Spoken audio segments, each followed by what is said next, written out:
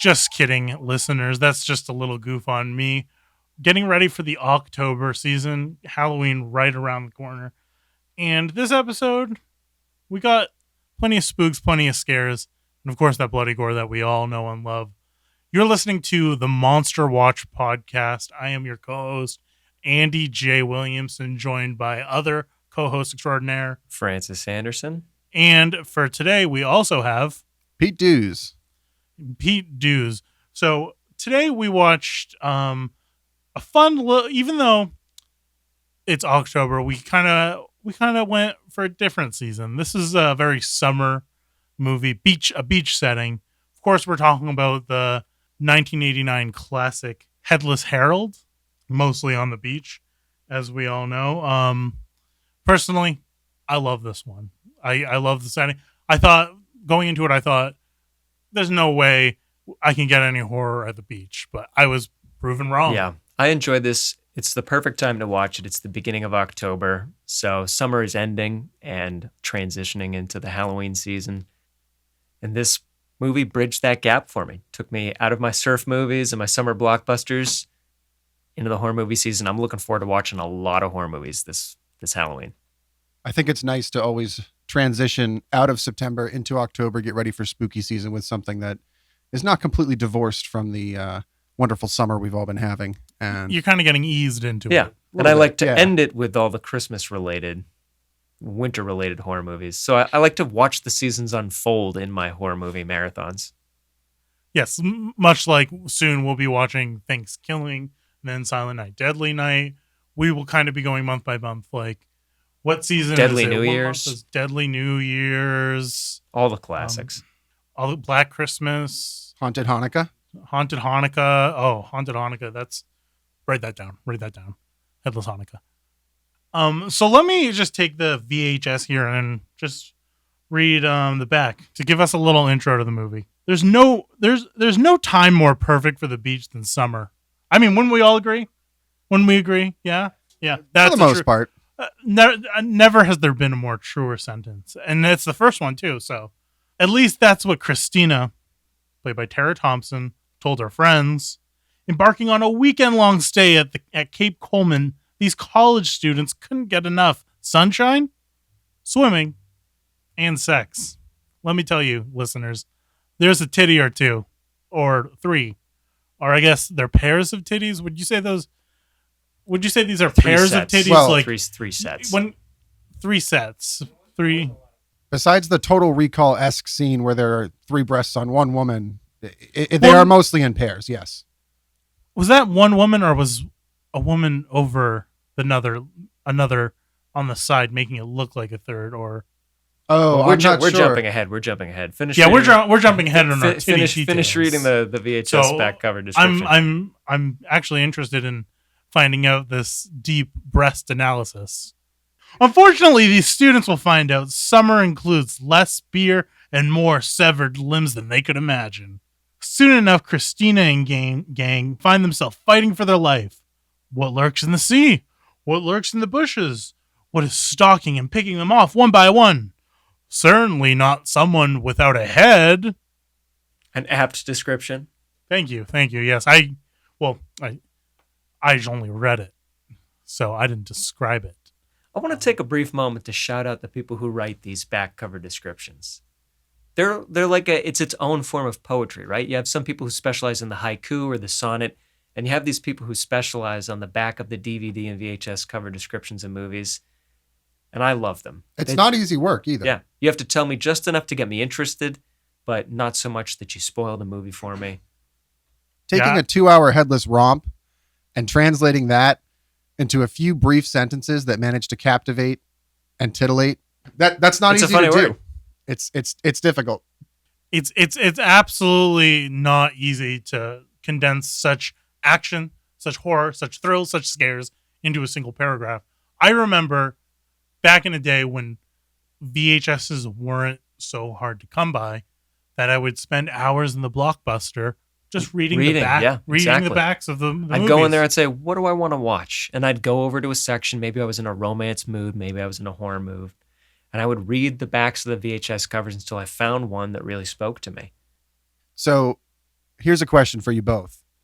Do you feel like Netflix interpreting and creating their own back cover descriptions for movies is a positive or a negative? Absolutely a negative. We don't get the same. The problem is they're not well written. Feels. They're not well written. They're not well written. Yes, they suck. They like, not to belittle Netflix or anything. Netflix is fine, but the descriptions are always so milquetoast. They're not interesting, and they feel like a Mad Lib almost, just like a very simple description of the plot. They don't have that flavor that you get from those VHS descriptions that you'd get. No, like a Mad Lib, you put Tom Cruise, action, gun, explosion, 98% match. 98% match, thumbs up, 5-star, 6-star, 10-star.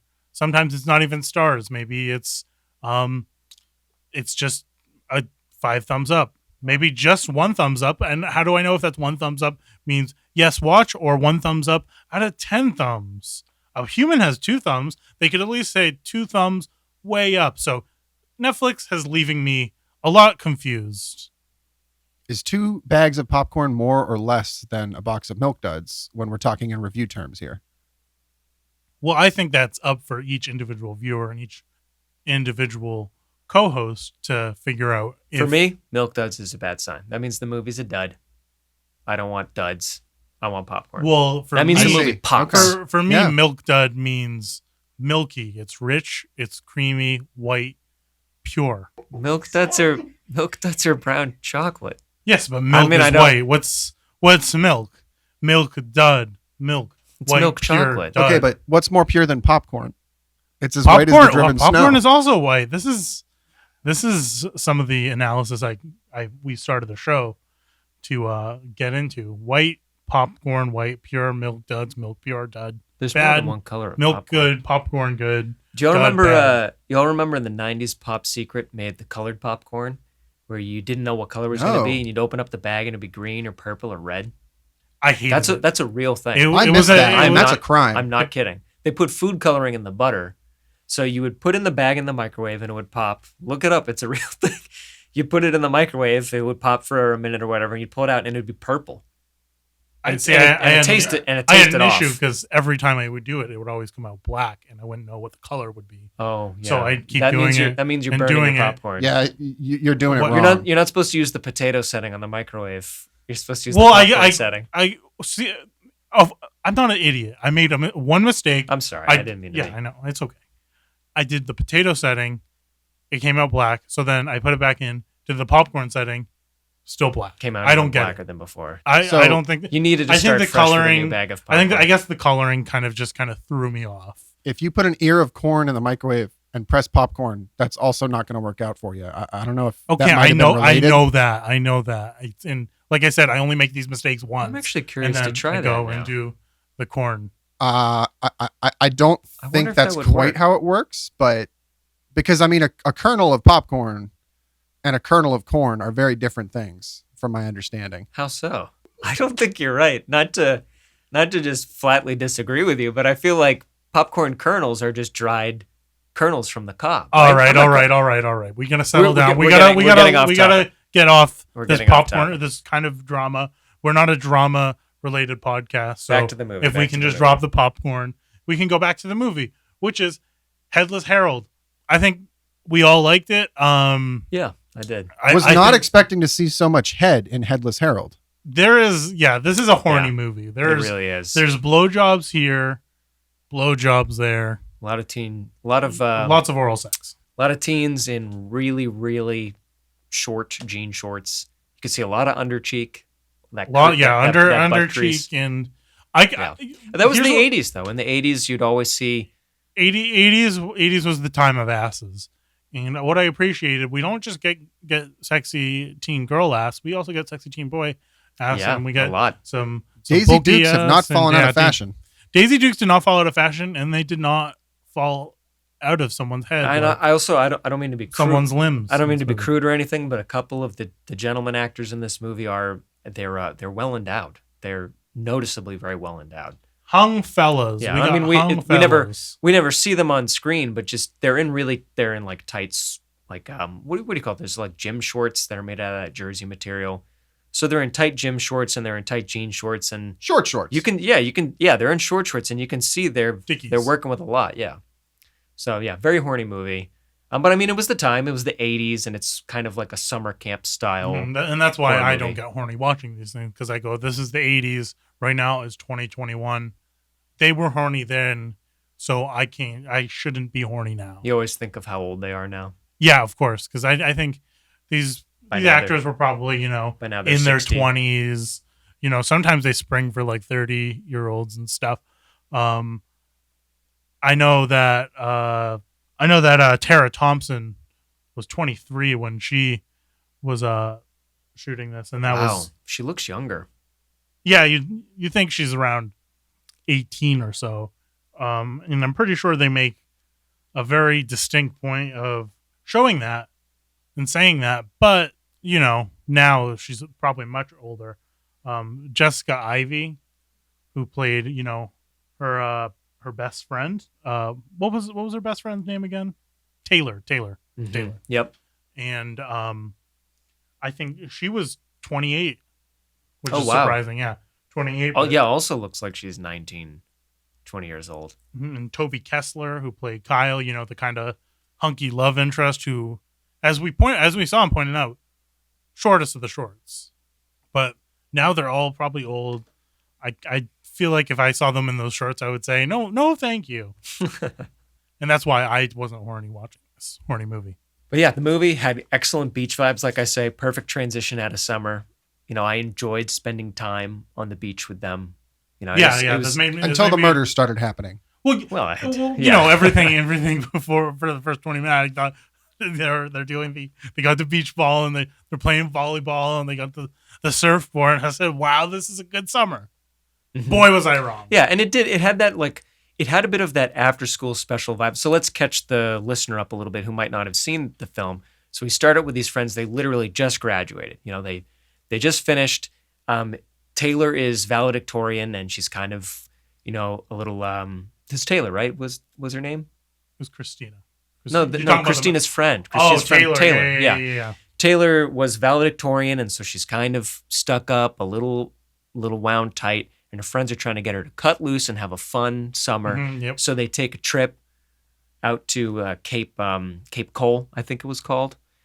Cape Coleman, yeah. Yep, Cape Coleman. So they plan a trip out there, and they steal their dad's case of beer, which I thought that was like a cute scene. I mean, I don't appreciate advertising. Fun. Yeah, that was pretty fun. I don't. Even though they were graduating college and are already of age, they still kind of said, well, they're poor. They're like poor college students or recent graduates.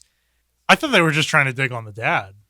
Oh, you interpret it that way. I thought it was kind of like, you are old man, and I'm gonna steal your beer and drink it. And I thought that was kind of a dig at them. It's kind of his own personal. That's true. They were like, he'll never know. A dad's most horror is no beer, losing his beer. His beer. We all know that. We all know that funny prank on the dads of stealing beer. It was also crazy seeing the old PBR cans because they haven't changed in 40 years. They're classic for a reason. Yeah, they look exactly the same as they did. But yeah, so they steal like a 36 pack of PBR and they pile into the car, and they're trying to cut loose, and they head out to Cape Cole. And they have beach fun for a little bit. For a little while, yeah. The beginning of the movie is basically a 15-minute montage. Not quite 15 minutes. Well, not like a montage. It's more of I wouldn't say it's a montage, more of like a how to have fun at the beach. Because there was a extended scene of Kyle teaching Christina how to surf. And it's very, very in depth. We see her messing up a lot, and usually they kind of cut around her messing up. Maybe they show oh, she's falling once or twice. But no, she takes a good 5 minutes of just finding her balance. Right. And them kind of going. And it's honestly pretty impressive. And I feel like after watching this movie alone, I feel like I could probably surf up. Yeah, it was pretty in depth. Which that reminds me to ask. So they go to Cape Coleman to do surfing. Where do you think Cape Coleman was supposed to be? I mean, obviously it's a fictional place, but do you think it was supposed to be like Southern California, or do you think it was supposed to be someplace else? I got Jaws vibes from it. So I'm kind of wondering if it was New England? New England, East Coast, maybe like a Martha's Vineyard type place. But then again, The those architecture places are kind of generic though. Yeah. So could it have been elsewhere? And how much does that factor into the larger plot of the movie? I think that's a good point. How Headless Harold affected by the climate in the setting of where he's prowling. For me, I thought it was Miami because I've been watching a lot of Burn Notice lately, and I'm just thinking Miami, and I guess that's where my mind went to. But if I'm not mistaken, there's not big waves, because we see big waves in this movie, and you don't really get that in the the northern northern states. Yeah, it might have been someplace around San Francisco, because the architecture does look kind of like New England architecture, which San Francisco famously has. They didn't show the big red bridge, so it's probably not San Francisco. There's no big red bridge. No, I was thinking maybe someplace south between San Francisco and Santa LA. Monica.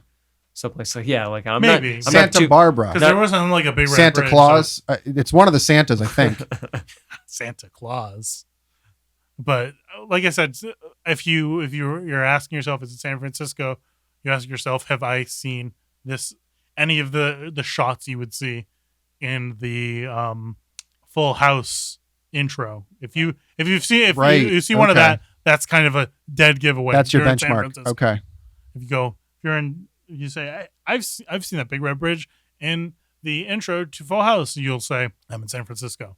So that's one of the tells, or a visual cue, as some directors might call it. I guess it's still a mystery then. Like we don't, which I mean, that serves the movie just fine for it to kind of be ambiguous surf town. We don't really know surf town USA. Ambiguous surf town, because it was kind of cut off from the rest of the. Which, by the way, some amazing. What do you call them? Like some amazing bit parts. Like when they go into town to get milk and eggs and stuff, like these salty, like passive aggressive characters in the town who are like, what do you want? That's $3. Like great character actors. I don't know where they found these people. Yeah. Like they clearly weren't like super talented actors. I honestly think they might have just like pulled random people from this beach town. They trolled Small Town USA and grabbed the hardiest, meanest characters they could. Yeah, I think they like used like the actual the residents of the postal town. worker. Yeah, that's what I think, because they they had this like real salt of the earth quality to them. The acting wasn't. It didn't feel like they were acting. It didn't feel like they were actors. They just felt like small town characters. They seemed angry. They seemed mad. They just seemed like a general irritation. Like this is a natural cue in slasher movies of you go to the town and you talk to the townsfolk and someone says, "Hey, there's something spooky down at the beach you're going to be staying at," and they kind of more have said, fuck you, like you've been here too long, you've bought your stuff, leave, or you haven't paid, leave. Right. And they just seem like irritated. And I don't know if you caught this. And this is kind of the dead giveaway that these probably aren't actors. One or two of them looked into the camera. Oh, really? That's when they looked angry as well. No, I did notice that. Yeah. I don't know. I caught that. Do you think they were stolen shots? Like they just sent the actors into a store to buy shit kind of while like they were a filming? guerrilla, sort of film. They might have been. What was the budget when they put this together? Because that would probably indicate a lot of this, right? It was under $50,000. Okay, wow. So they probably had to get clever with a lot of this. You know what? It looks good for $50,000. Yeah, that's why they got Jessica Ivy before she was double that or triple that. I don't know actress budgets, but boy, I can tell she blew up. We're not producers, just fans, and aficionados. just fans with a keen eye.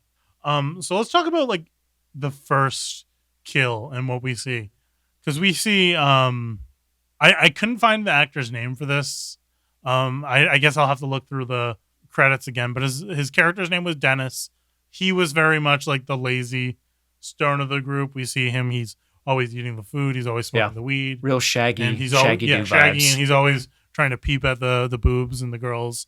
And this is where I think you got the third boob thing, because I think he was just trying to take a peek, and he was looking through binoculars. It was a quick kaleidoscope. Yeah, the binoculars give you that double vision. They did like a POV shop that was just like a kaleidoscope lens, which I think it was supposed to be binoculars. That's what weed does to you.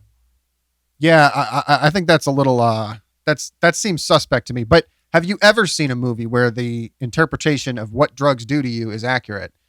I think it has to be a plot device. If you're going to put a character on drugs in your movie, you might as well take advantage of it. It's got to be stylized, yeah. To stylize it, to make it real, to make it yours.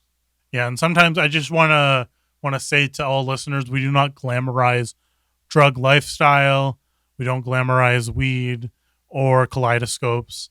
And some stuff like this, even when you're shooting a movie, can be dangerous. And especially dangerous because of what happens to him. Dennis is the first kill of the movie. And it's directly after the montage of, or not montage, what am I saying? Like they're setting the scene, yeah. The lesson of between Kyle and Christina, where surfing, teaching her surfing, and we see that someone has stolen one of the surfboards, and they kind of think, "Dang, it must have been that greasy stoner Kyle, because he's a mischievous bad boy." Oh, you mean Dennis? What did I say? Kyle. Yeah, my bad, guys. Stoner boy Dennis, and he must have stolen. They're like, whatever, but really, he was in the woods getting his head beat in with the surfboard. That's right. Yeah. And frankly, I thought that was that kill really set the tone for me. Cause like you say, he's in the woods at the edge of the woods, and he's up in a tree with the binoculars watching someone undress in one of the houses that's sort of like at the edge of town towards the woods. Yeah. And so you're kind of like, all right, is this supposed to be a sexy scene? You know, why am I in the tree with this pervert? And then he fucking gets, well, excuse my language, but he gets absolutely slaughtered. Like we see his head get bashed in, like brains and blood are dripping down the branches in the trunk of the tree. So it's brutal. So I see that and I'm like, it's that kind of movie. It's the kind of movie where people get killed as comeuppance for shitty behavior. And I've always loved a slasher like that, where it always starts with the scummiest character and works its way up to your scream queen. So I really liked the tone that Dennis's death set right at the beginning of the movie. I think it also cues the viewer in early on that you know, Harold is obviously compensating for something, being a headless character, and the fact that he seems so obsessed with crushing skulls. Yeah, I don't think that's a coincidence. Maybe you guys disagree. No, I didn't read into that. Silly enough as it is, I didn't think head getting smashed for the first kill and by a headless assailant. I didn't put that one-on-one together. It's easy to miss it because half the kills are literally him like cutting off a head or crushing a head, but then the other half he's killing people who are receiving or giving head or recently received or got head. So it's not like a perfect. If you were always chopping off people's heads, it'd be very on the nose. You'd be like, yeah, of course, yeah, the headless guy is cutting off people's heads. But sometimes he's cutting off someone's head, and sometimes a guy, just received head, and then he wanders off from the group, and then he gets killed a different way. So, like, of course, you don't necessarily connect the dots as easily as if all the kills were straightforward like that. Like one guy gets a bow from a bow and arrow in his throat. Another person gets both their legs ripped off and they just bleed out on a surfboard. Yeah, so they're not all like literal skull, like human head related deaths, but they are all tied back to head one way or another. Subtlety is what's going on. There's a lot of subtlety, right? Nuance in these gruesome murders, and it's kind of why I love the movie. Aside from being a fun little summer flick. I feel like we're dancing around it. It's time to talk about some of those head scenes. Let's talk about some of the head scenes. What do you want? You want to start off with the blow job, or do you want to start off with the bang job? Who died? Who came? Yeah, it's a little embarrassing because they are slightly, like you say, it's a very horny movie. It's a little awkward. So is it just me, or were you guys also equally horrified? And this might be a guy thing, but there's the one scene. I won't go into too much detail. We don't want to make the podcast too gory here, but that one scene where they're engaged in some activities and he chooses that moment to strike, and of course that leads to one character losing certain important members of the cast for them, if you know what I mean here. And I felt like that was just towing the line for me. I mean, if it had been any worse, if they had shown any more, I think I might have turned the movie off, honestly. You guys have stronger stomachs than I do. What they showed was, I mean, so they show the blood splashing on the poor woman's face. I mean, it was horrible. Yeah, and her reaction having it in her mouth. It was an implied it was applied orgasm, I believe. It's a subcategory of pornography called facial, and that's what it's trying to imitate. This guy loses his penis, his second head, by Headless Henry. Subtlety, nuance, foreshadowing. Yeah, throwing ropes of blood for sure. The blood is definitely meant to be sort of metaphoric for and symbolic of sexual fruition, one might say. Oh yeah, absolutely.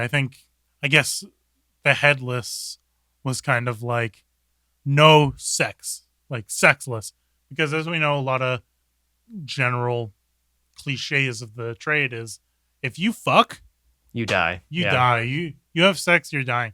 And I think this is taking a more literal sense of this. It's almost the antithesis of Rawhead Rex, one of Clive Barker's works, which it's supposed to be kind of a cockhead and murdering people out of horniness.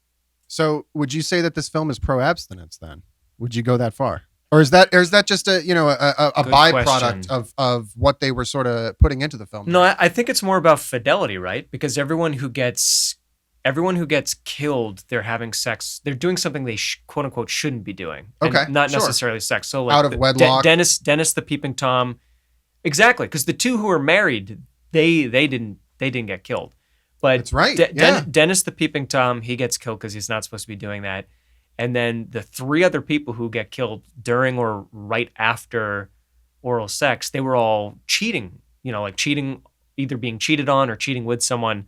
So it's more about like fidelity and propriety. I thought that was my interpretation of it, because quite noticeably, the married couple don't get killed. Right. Yeah, so it might be anti-premarital sex. So not abstinence in total. Just if there ain't no ring, don't ding your dong. Don't use your thing. Yeah, don't use your thing. If there ain't no ring, don't use your thing. It's got a ring to it. It does have a ring to Marriage it. has a real ring to it. Have you ever noticed Marriage that? has a ring to it. Marriage ring has a ring to it. Ring to it. Marriage has a ring to it. Let's get married. That has a ring to it. Let's get married. Will you marry me? That's got a real ring to it. That's got a real ring to it. I mean, I'm having trouble sitting here saying no. You've convinced me. Are we? I want to take a sharp left-hand turn and talk about a little detail. So obviously, you guys know I make music and do audio production stuff, so I'm always listening to the sound effects and the score in these movies. Exactly.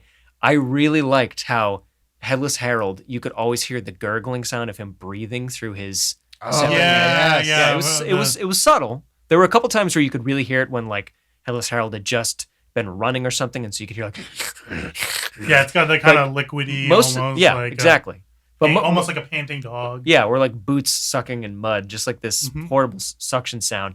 Most of the time, it was very subtle. Like you'd hear it just very faintly as Headless Harold was creeping around the corner or walking behind a bush or something. But I thought that was really nice sound design, and just want to give a shout out to the Foley artist. Yeah, it's something I didn't really notice, but I'm very glad that you picked up on, because I was kind of more of just horrified and getting creeped out and getting out of my summer vibes into my October Halloween vibes. So that's where my focus was. Yeah, and I got to ask you, Francis, with your love of sound design, were you particularly fascinated with the scene where we get to see Harold actually come up right behind the two characters, but they're stirring a pot of mac and cheese, and so the sounds actually kind of blend with each other, and it's not quite so in your face. It's very subtle, and obviously horrifying for the viewer. I thought that was great. Yeah. I thought that's such. First of all, it's very funny to think that they wouldn't hear him coming because they're stirring mac and cheese. But I also feel like that's an underutilized tool in film in general, but particularly in a horror film, where the moment they realize they're about to die is because they stop stirring the mac and cheese and they still hear it. Like, that's great. They stop stirring the mac and cheese and they still hear that sound, and they have that moment where they're like, what the hell? It's like they slow turn around. They look over their shoulder, yeah. The dead. It's almost like, you're in the mirror and you're moving back and forth, and so is your reflection, and then all of a sudden your reflection moves in a way it's not supposed to, and then you realize you're about to die.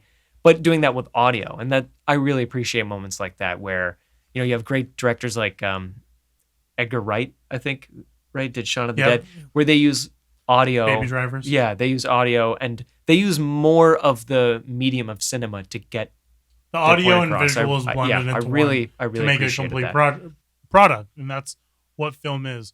We see the blood, we hear the stab, and ultimately it makes a cohesive process. I did think it was funny that in that scene they're literally stirring the mac and cheese together. Like, how ridiculous is that to think that they'd both be holding the spoon? Yeah. Like, that's not a thing couples do. It's a big spoon too. Yeah, couples don't hold like a gigantic Chef Boyardee spoon and Yeah, stir it was kind of a lobster pot full of mac and cheese. It was almost like the scene in Ghost when they're doing the pottery together. The clay. Yeah, it was supposed to be intimate, mac and cheese, but it was goofy. I don't know. Personally, what does a clay pot do to a relationship? What does that really symbolize? I'd rather eat mac and cheese than eat clay any day. Or maybe they made a bowl and they could eat mac and cheese out of that. So another level to Ghost, another level to this movie. I will say this for a movie that was produced in the early 80s. 89. Late 89. Late 80s, excuse me. It does feel nice to see that the characters are being represented in a way that we can recognize today. We don't have him sitting on the couch while his girlfriend is cooking him a meal. They are up there together. I think that's what the hand on the spoon is sort of supposed to symbolize. Sure. We're a couple. We're in this together. It was that first exciting wave of like feminism and gender equality, like back in the 80s. Yep. Was the beginning of that. So I mean, there are some shoulder pads in this movie. The main characters don't wear them because they're dressed for the beach. But like, remember that when they go into the bank to get money, sure, that woman had like gigantic shoulder pads. So it's like peak 80s, peak like boss lady 80s. So yeah, I think you're right. I think it had a little bit of that vibe to it. Yeah, shoulder pads were the boss babe of the 80s, and I like to see that. It makes me feel like I'm traveling through like an era of fashion, of film, of culture. I love it all. Yeah, it's a time capsule. Now, one thing I want to take a moment to criticize something about the film, which is that seeing Headless Harold on a surfboard was awesome. Like the idea, because obviously it's based on the Headless Horseman, right? We all know. But he's by the Headless beach. Horseman.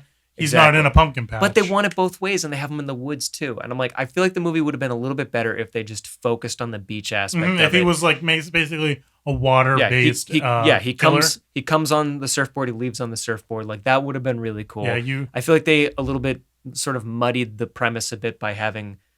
It's a missed opportunity. Harold. Yeah, exactly. Yeah, if you get wet, you die, which I thought would have been good and made. Oh my goodness, how is that not their tagline for this film? Oh, if you get wet, you die. Honestly, that is an amazing tagline for any horror film. I think so. These teen horror films, sexually judgmental slasher films.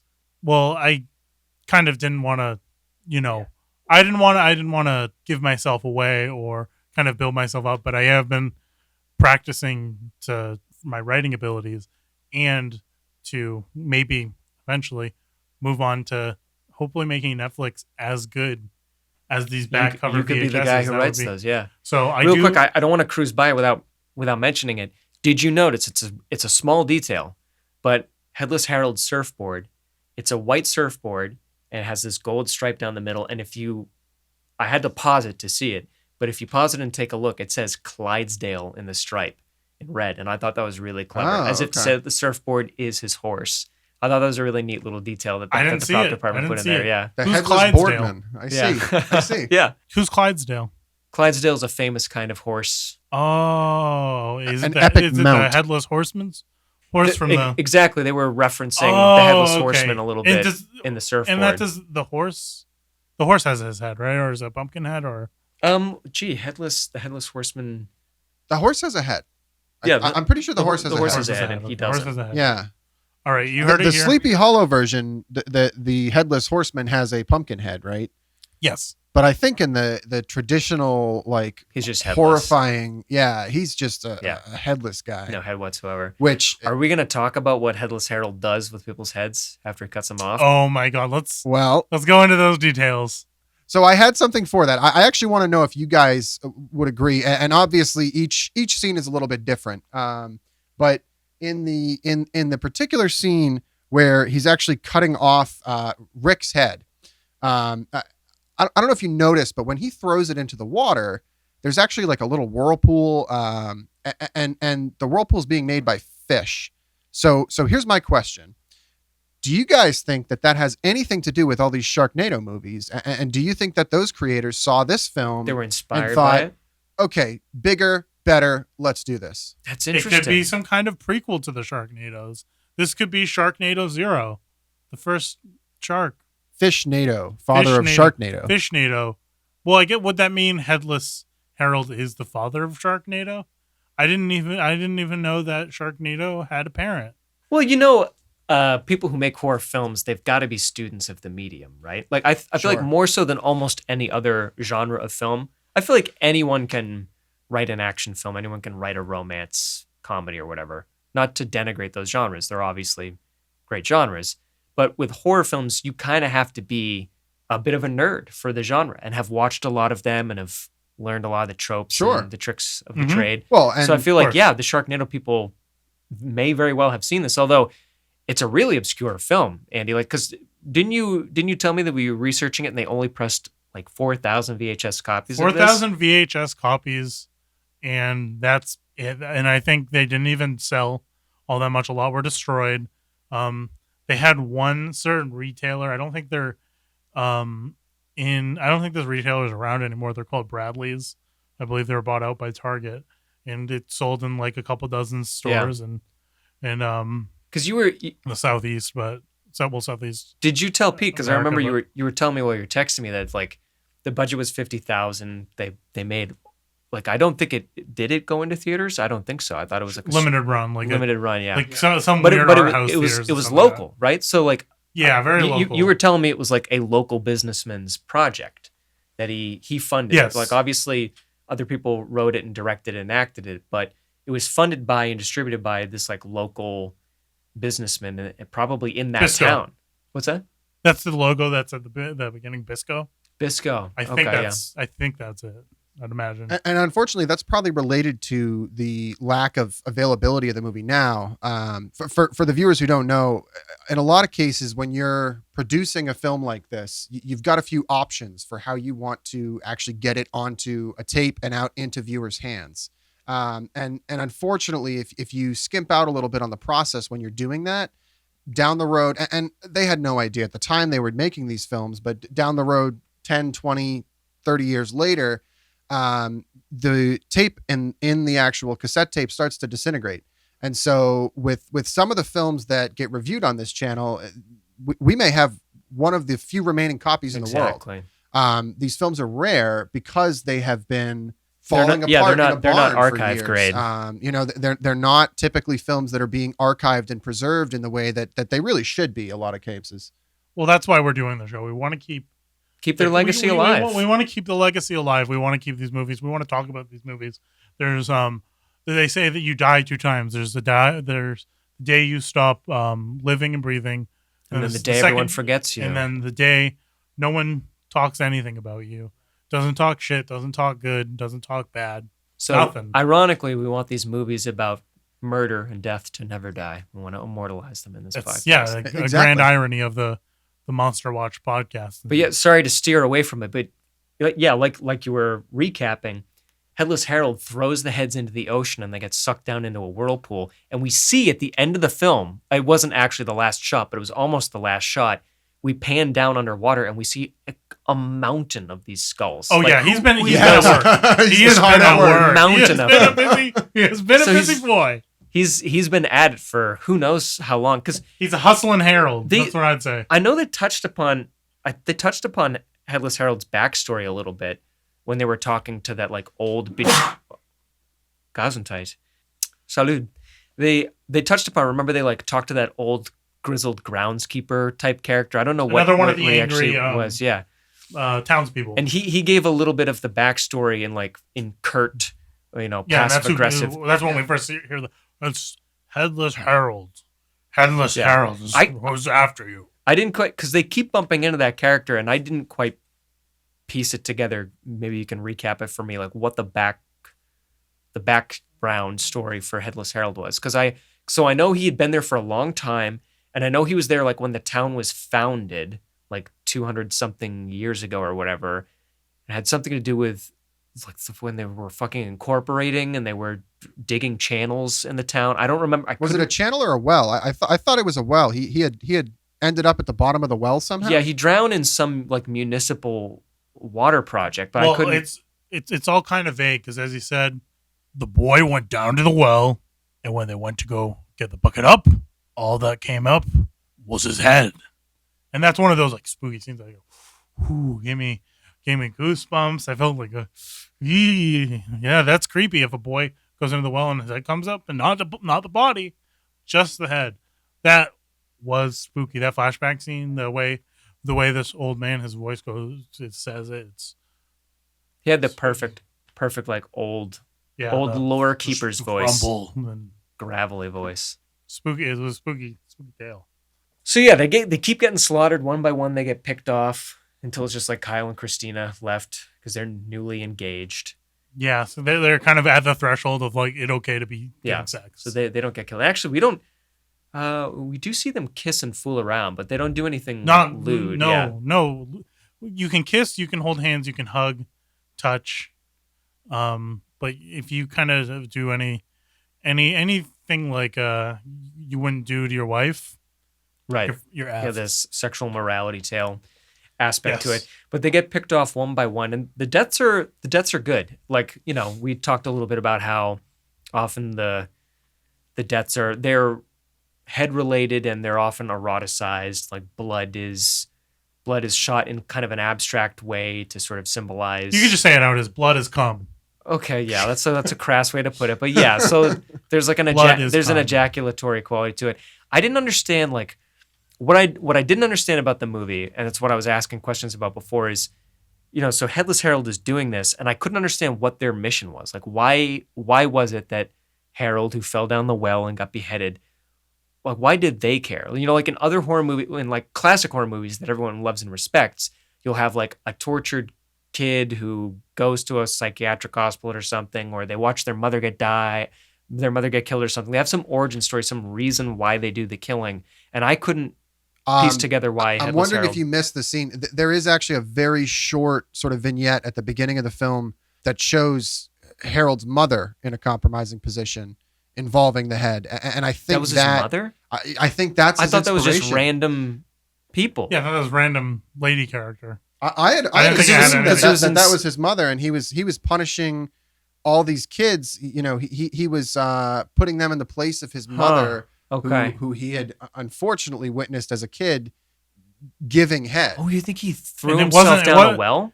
I bet you know what? I bet it wasn't his dad either. Down the well. Exactly, and so my suspicion is that his mother was cheating on. No, you're right. It wasn't his dad. Head, and so Harold's solution was, well, then no one can have head. They really, you know what?